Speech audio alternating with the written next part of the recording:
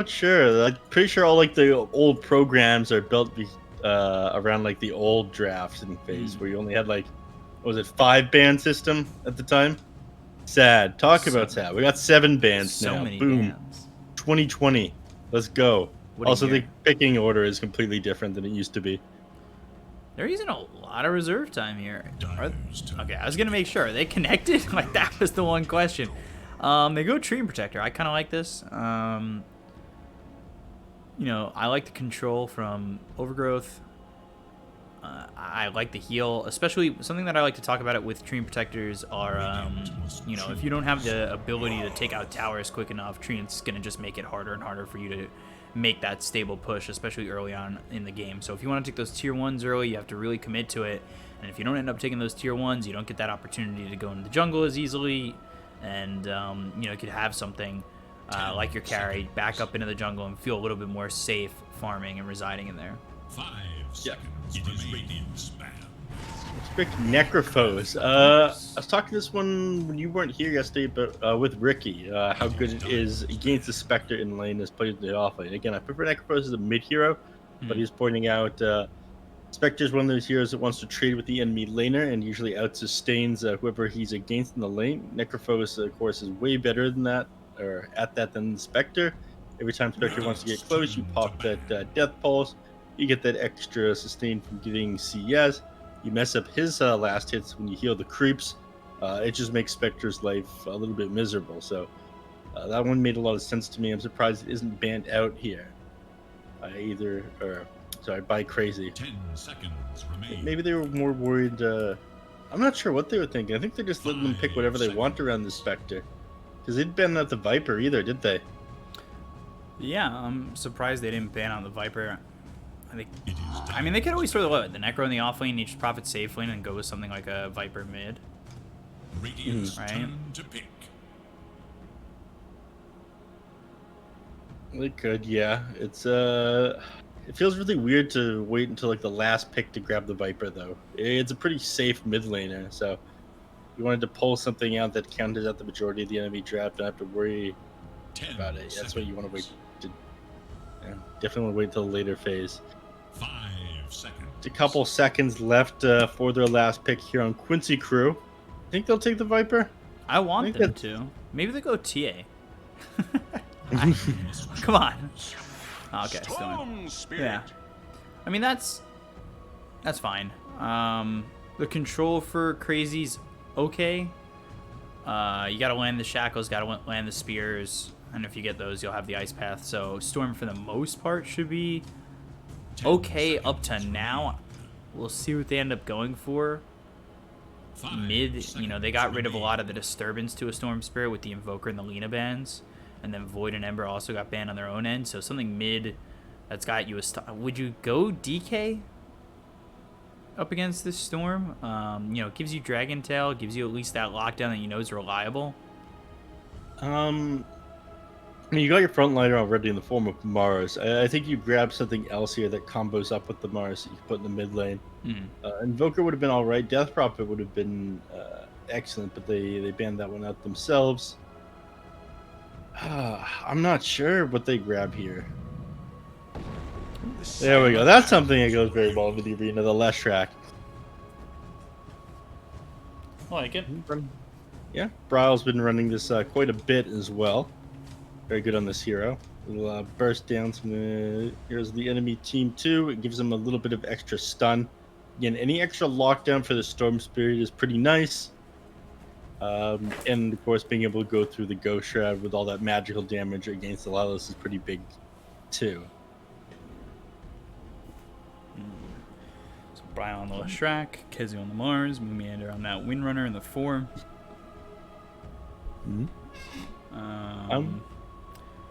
HFN on the Spectre, and Owie on the Jakira. Anyways, I really like watching Bridal on the Leshrac. He makes tons of plays happen all over the map. If they're not, they need some sort of way to blow him up. This hero's actually so good at the moment, though. Like, looking at him last game, his agility growth rate is actually like pretty insane. It's like 2.4, 2.8. Let me double check. Oh god, bless Dota being able to just click on heroes. Yeah, 2.8 agility per level, so he actually ends up getting decent armor as the game goes on. So he's a lot tankier than he used to be, I feel. So again, Quinn does have the ability to jump on the backline. He can get onto Bryle, but Bryle's going to be building things like a Yule Scepter anyway to counter out like a jump from the Storm Spirit and an Orchid from the Storm Spirit because it gives him that setup for some of his stuff. And of course, it get people out of Ghost Shroud. It's another interrupt for Nature's Prophet if he tries to get away.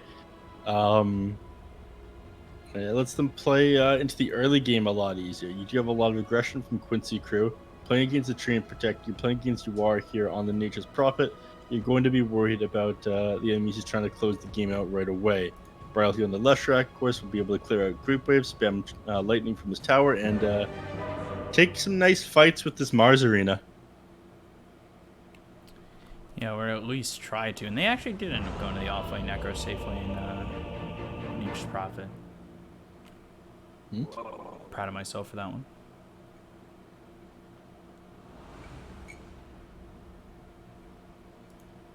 All right, here we go. Game number 2. Just 3:50 p.m. Let's go. Battle. I want some Dota. I want this game to be exciting enough to make up for the fact that we're on so late. Yeah, we are definitely behind schedule. Beyond the schedule. But honestly, some nice solutions by the admins to dealing with this. They tried to wait it out, wait for Valve to apply a fix. Took them longer than usual to apply such an easy fix to this one. But we got the best in the business here at Summit coming up with the solution of just drafting from outside the game and playing all pick. Actually couldn't load into any replays either. I had tons of different people messaging me asking me what was up. Some people trying to write articles for various websites. Like, yeah, I'm trying to go over the Pro Series at a SEA. Can you message me some people that have watched literally every single game so I can ask them questions instead? Like, oh my god, it's a disaster. It wasn't just like the launching the captain's mode you couldn't load into. You couldn't load into any captain's mode replays either. What caused that bug? You're Mr. Popular over there. Welcome. Nobody messaged me. I was gonna say weird flex, but all right, Neph. Nobody was like, Bkop, why is the game delayed? Nobody messages me. So I messaged myself, actually. I was like, hey, me, why is the game so late? And I was like, dude, stop messaging me. Relax. I was having fun in chat during that whole time, and now we're here with Game 2, so just about 7 p.m. Eastern. If you guys are from around the world and you don't know your time zones, your addition and subtractions from where you live in the world. Ooh, did they see him place that word? I'm not certain they did. Up towards the top lane. MSS here with Lois. They did have... I'm trying to think of SVG ended up making the swap. I know that. Ooh. Trying to pull this creep wave. Goes with the wind run. SVG. Right on Moon Meander. But, I mean, that's really all he can do is just kind of like walk with him. HFM disconnects from the game. And I guess here we are. A little bit of lag. Welcome to your BTS Pro Series pause brought to you by Monster Energy, everybody. Shout out to our sponsor, powering this tournament. Making this all possible. Looking good. But making the pause possible as well. Thank you to Monster. I will say, Monster Energy, I would be totally down for a little Monster mini fridge behind me. Just saying. Hit me up on Twitter, at Bkop92. I could use a little mini fridge. Keep some drinks cold. The fridge that came with the apartment, super tiny. We don't have a lot of room. So you don't have a lot of room, but you want a mini fridge? Not a lot of room in the fridge. Ah, I see. I need another fridge to mitigate the amount of drinks we have in the fridge right now. And the distance you have to move from your computer at any given time. That is true. I've got a railroad style apartment, so it's just like one long apartment. I don't know what that means, but I assume it's just like maybe like a hotel with a bunch of different rooms in it. A hotel with 1 floor. Alright, we're back in it though. HFN is reconnected. Let's go.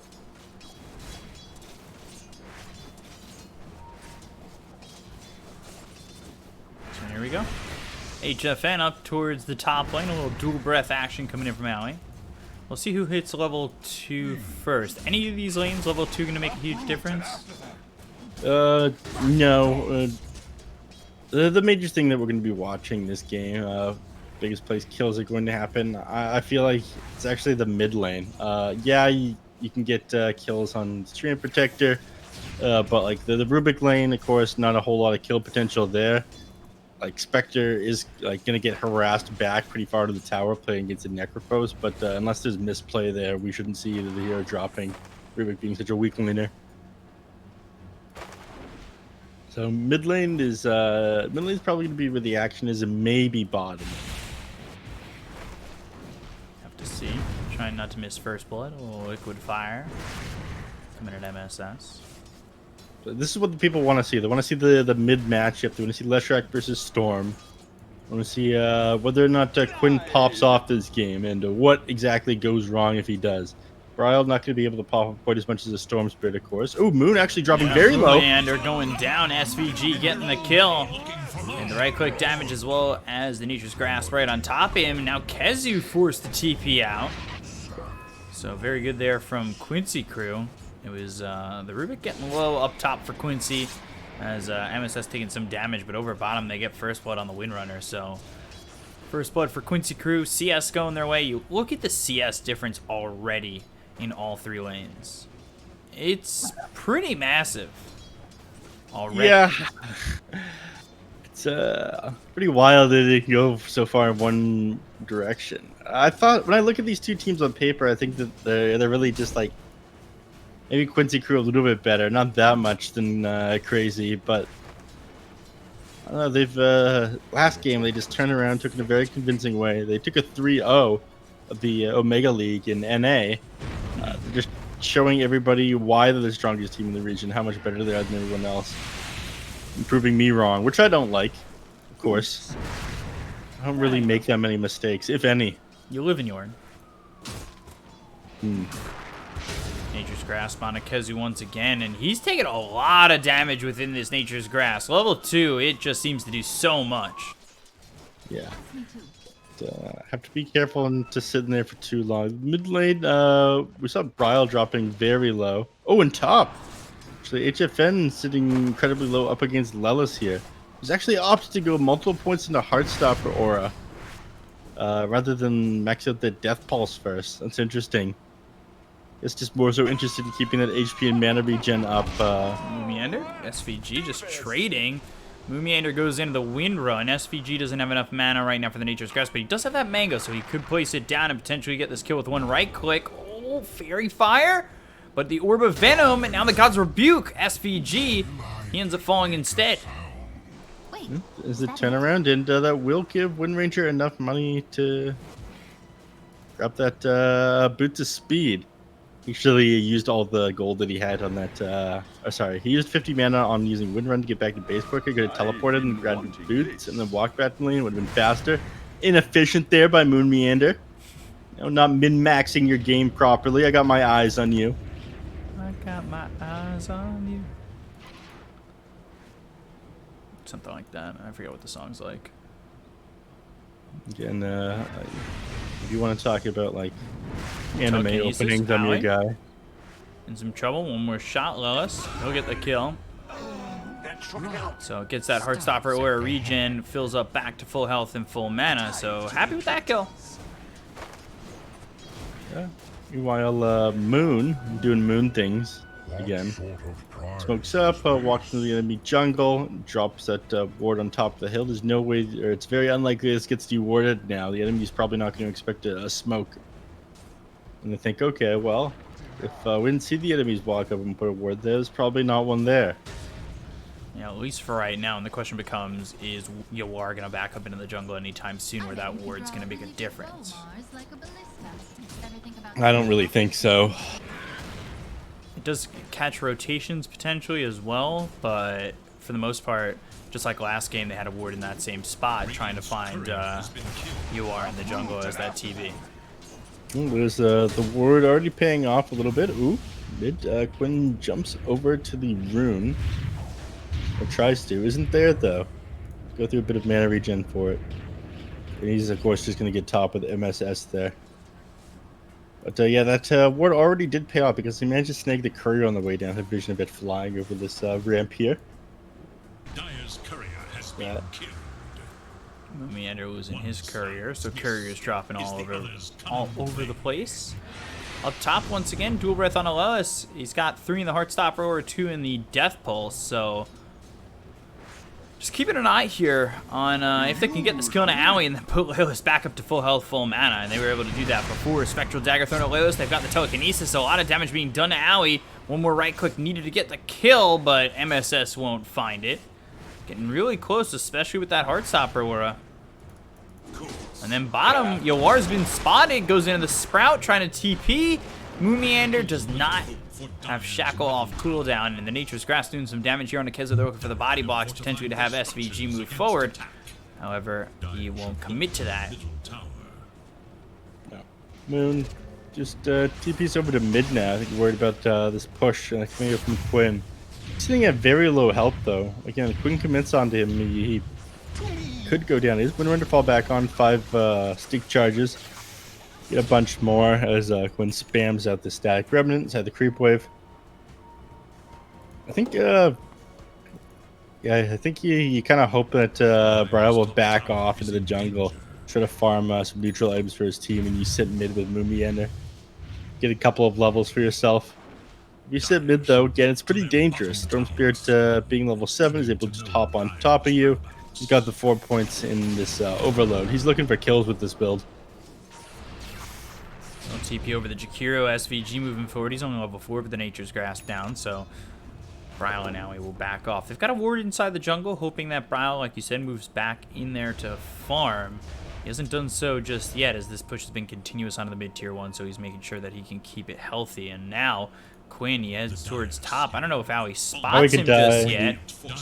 He spotted Aoi with that Observer ward right there, and again, you've got 4 points into overload. Fortunately, there are 2 heroes nearby. It discourages Quinn from wanting to jump on him.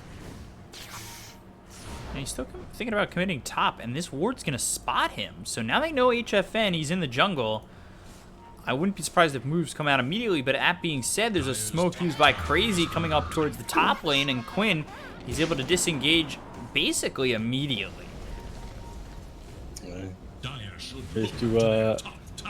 Just a power shot in a Roshan tries to find a ward. It's such a odd ward locations from these teams and weird warding games we see going on.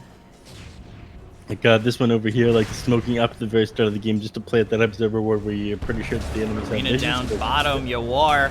He gets speared to the side of the arena. He'll end up dead in this situation. Bryle rotates for this. Yeah, I mean, that one makes sense. We talked about that arena and Leshrac combo.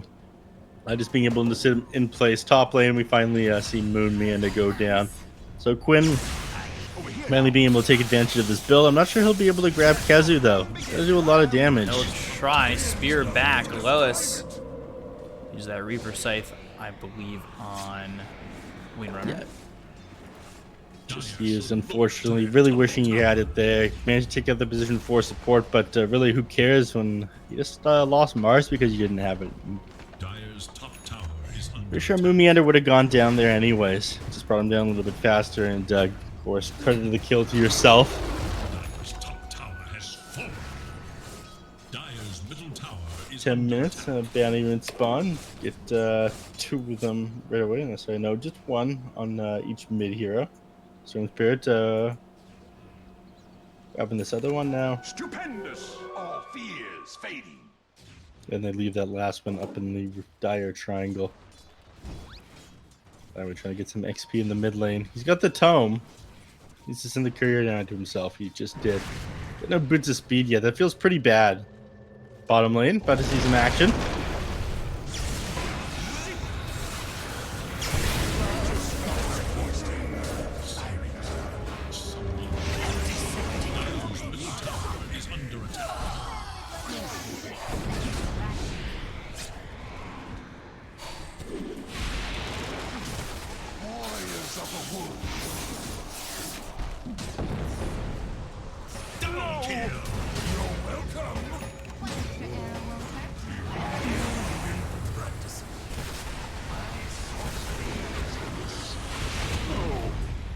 Triple kill. Coin for me. Power shot is now up. Oh.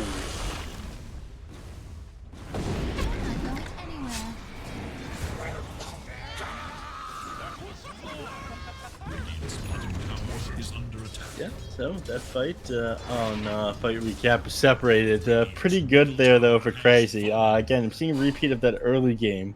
And of course they got mid tower during that too. It sucks to lose Brile at the start of that fight, but he managed to take something out of it. My only issue is, are we going to see a repeat of last game? You take some good fights, you get some early towers, and then you end up giving away the game to just like a couple of the heroes on your team not being quite the right position when they need to be, or going a bit more greedy items than brawly ones against this lineup of Quincy crew. It's a lot more clear what you need to do this game for them. Again, you have the Spectre, and you're playing against this war on the Nature's Prophet. You know, it's going to be a very aggressive lineup from them. You need to be able to defend your tower, take fights into the enemies while making space. I think the fact that it's easier telegraphed, their win condition is going to make it a little bit easier for Crazy this game. Crazy so far doing a good job of keeping the game even, despite the fact that the laning stage didn't exactly go the way that they would have liked. You can see just based on the net worth that, you know, Spectre is close, but the rest of these heroes, especially the Mars, are a little ways off. Wrath of Nature ends up getting used. Brile as well as Moonmeander coming over. Queen already down to about half mana. Shackle comes in, and they've got 4 heroes here. Stolen Ice Path hits on the 2. Brile in trouble. Overgrowth comes in. They get the Kona Moonmeander. Now they with 3 per site. That slams down Brile. They'll find a 3rd in Owie, and only running away is Kezu. So a good job there, especially started off with MSS, who does have Ice Path again, and he's just able to throw it. He doesn't have to wind it up. So now you've got the telekinesis to follow that up. They'll get the kill on a Kezu. They'll take out the Mars, and all of a sudden, 4 kills go the way of Quincy crew. It'd be very scary when better Jakiro gets Ice Path. Again, the fact that he has that 0.1 second cast point on stolen spells rather than like the massive cast point of like 0.5, 0.6 seconds, something like that on Jakiro. It's stupidly high. You have huge cast range too, and of course anything on Rubik he gets to use better because he's got spell amplification and debuff amplification. So your 2-second Ice Path is lasting like 2.8 seconds at its current level. Or sorry, once he has more points in Arcane Supremacy. But yeah, it's quite easy for him to land it onto multiple heroes when he doesn't have that same cast point wind up that Jakiro has. Yeah, we talked about how it's kind of hard for Jakiro to be the initiator on some of these stuns, but when you steal that Ice Path, it makes it so easy for the Rubik to have the double stun, double lockdown. Isn't it wild that that same spell functions completely differently? Like suddenly you do want to use it as that initiation spell, just because it's on Rubik. Yeah, so much Very low. easier to land in that situation. Very low cooldown too.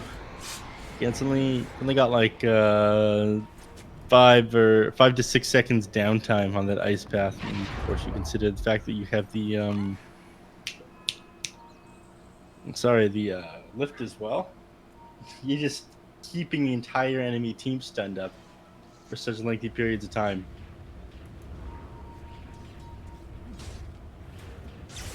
Well, Lightning over onto the high ground. They find Brile once again. Ice Path lands.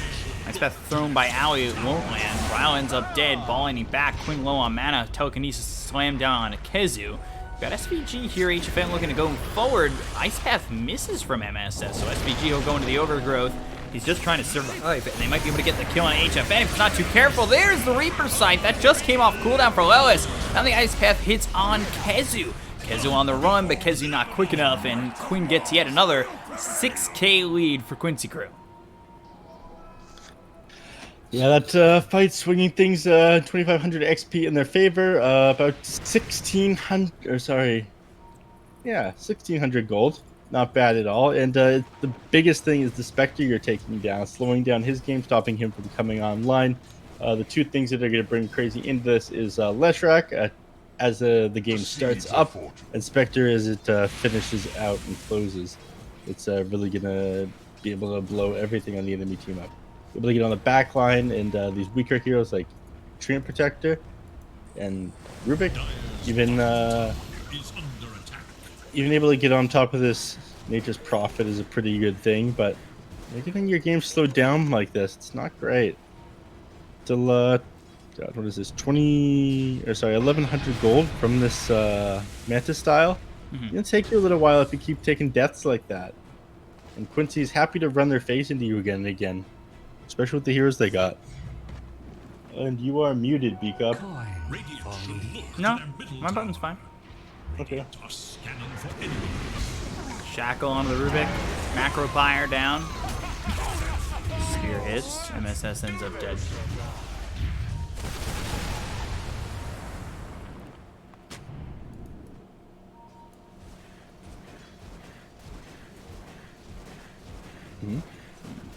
Yor just continuing to farm. He's going into an MKB very early off this Midas.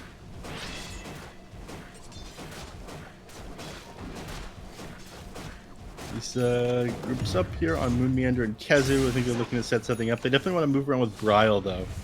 Again, take advantage of the fact that they're stuck underneath all of his abilities: Diabolic Edict, Lightning Storm, the Pulse Nova. Pulse Nova is still level 1, so the damage coming out from it is a little bit slow. Alright, that's an excellent item for them. Probably pass it over to Bryle here, give him that magic damage amp. Come on, hand it over. There we go. Van Brace for him. 6% spell amp. He'll be happy But this, with that. yeah, I want to take a fight with this one. I'm not sure that bottom lane is where you want to go. Again, Lilith does have her Defiance mechanism up, as well as a magic wand with 20 charges. There's easier targets to go for. But they need to have vision of them. Right now, it's the only person they can see or saw recently is Lilith here. Smoke used by Quincy crew. See if they can make something happen. Lelis nearby, and he'll go on to the high ground with the rest of the team. Quinn looking for an option to go Ball Lightning Electric Vortex, potentially on HFN, and that's exactly what he does. So he's got the lockdown. The Shackle ends up missing. They're looking if they need the Overgrowth. They don't even need it, so... Pretty precise from Lelis on HFN. Kill there onto the Spectre. All is taken out Dire's top by tower Quincy crew. is under attack. Yeah, not great for him. Again, this Manta style getting slowed down just a little bit more. Still 200 gold away from it. Once he has it, it makes it a little bit easier to grab some of these singles, and you're able to get out of Overgrowth, but Bottom tower is it doesn't come out too late at that point. Are you able to blow people up on the back lines, or do you just need more farm? Kezu is just dead. Blown away. And I don't think Bryle can continue to pursue anybody else. He just gets blown He's up too by far Storm Spirit. forward. Telekinesis comes in, and he is easily dispatched. Just doing all they can to try and defend at the moment, but nobody can sit in front of towers while Mars is gone. Nobody can spam out the waves to punish the enemies while Leshrek's dead. Dire's middle So they're gonna tower lose is this under tier 2 attack. here probably. So just commit to it. Dire's bottom tower They might commit to that and more. They've been getting these kills very quickly. They've taken out HFN a couple times, and things have just gone their way constantly. They're up 11k. Okay, 19 minutes, not bad at all. And MSS, of course, just spamming up power shot on the creep waves to the enemy heroes, bringing down as much as possible.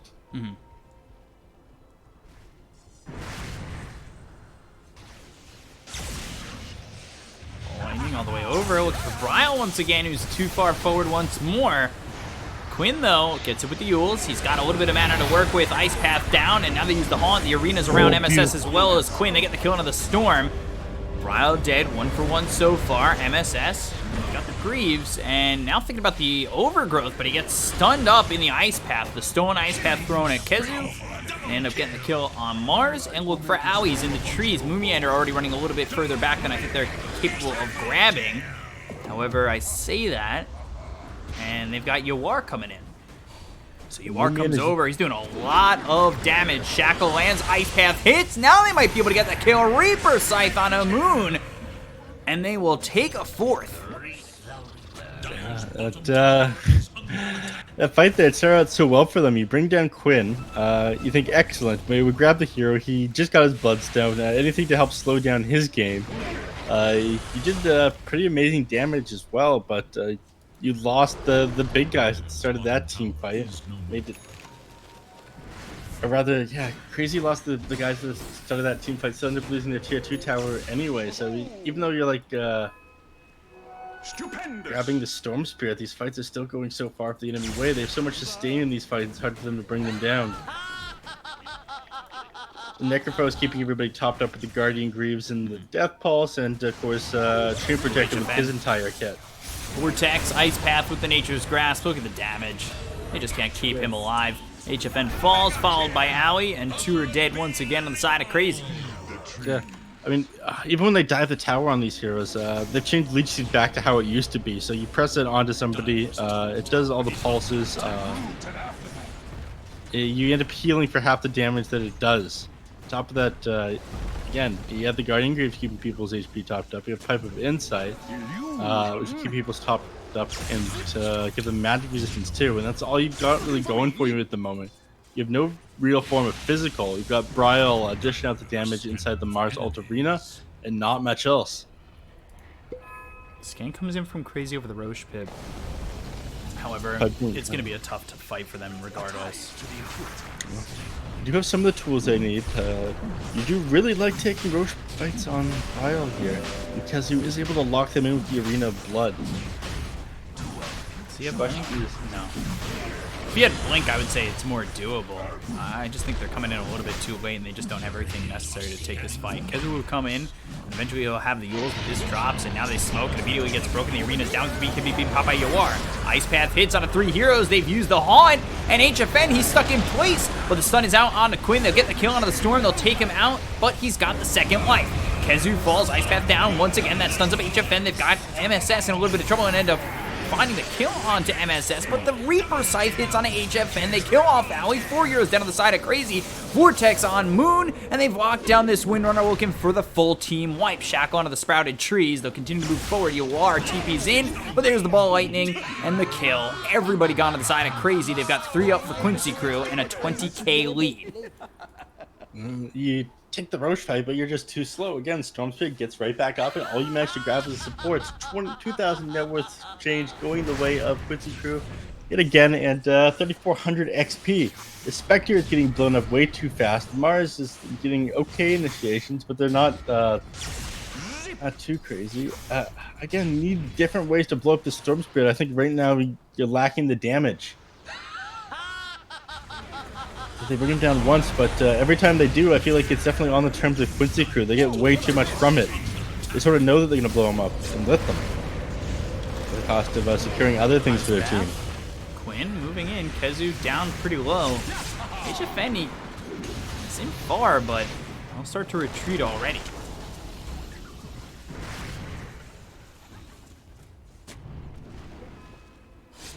See what the see if Quincy Crew continue to push this. Again, the faster they end this before Spectre gets the rest of her farm, the better for her team. So the faster queued up next. I'm sure I imagine this Spectre realizes it. No? It's these next couple of items here. Just another 1,500 gold for this Aghanim Scepter. Becomes, as you spam this Ghost Shroud on the hero now.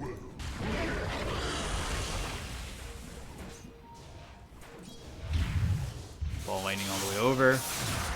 They'll find Moon Meander once again, but the Shackle ends on Quinn. Wrath of Nature used. Overgrowth hits onto the bars as well as the Windrunner. Ball Lightning's forward, get themselves at least one. Kezu throw this spear, and that hits the tree against the wall. They lose Kezu, they lose Moon Meander. They only have buyback on the Mars. Not really going well. Heroes. Just them. I don't think they can hold this. They're going to rip through the tower so fast here. Look at them go. Even quicker with Blightstone Afterburn. Dire's bottom tower has fallen. Great down, balling forward from Quinn. They've got the telekinesis as well as the vortex. Ice Path lands, but Brile just gets ripped to shreds. Brile, he does have buyback, and he may need to here. Again, you don't want to give up the racks. Right? They give that up anyways. You don't want to waste Arena of Blood without having the lesser active. You got the BKB on Quinn. He'll immediately use it. Vortex hits onto the Mars. They'll take out Kezu.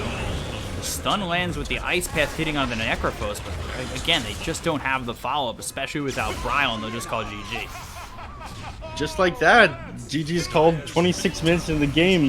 This game way more one-sided than the first one. We saw brief glimpses of brilliance by Team Crazy, but again, they weren't able to secure farm the Spectre. I think maybe they put priorities on the wrong heroes, and of course Storm Spirit ended up popping off. Just able to jump out of the backlines, bring people down, and I'd say another really good performance out of Ellis here on the Necrophos. Just maxing out the aura first definitely paid off in lane. Having an extra HP regen every time you hit up a creep and stopping Spectre from getting close to the lane slowed down his game enough that his team was able to deal with it. So I'd say my MVP for this game though is probably a series, probably SVG from everything he did with the Elder Titan in the last game. It really looked like Crazy was going to take that, hit some great counter initiations, and jumps onto the enemies with it. Yeah, he's done a really good job. MSS played like a god this game, 4-3-20. You know, the support's really enabling the entire side of Quincy Crew. So they took 2-0. They do a very good job of dispatching Crazy in both games. Very well done, and they're going to continue to sit towards the top. Coming up next is 4 Zoomers against Infamous, and then Haven Liberty against Thunder Predator, the 4th series. We're not sure what the deal is with that just yet with the delays we had, but we'll be back with the 2nd series coming up next. 4 Zoomers, Infamous. Stay right there. We'll be right back.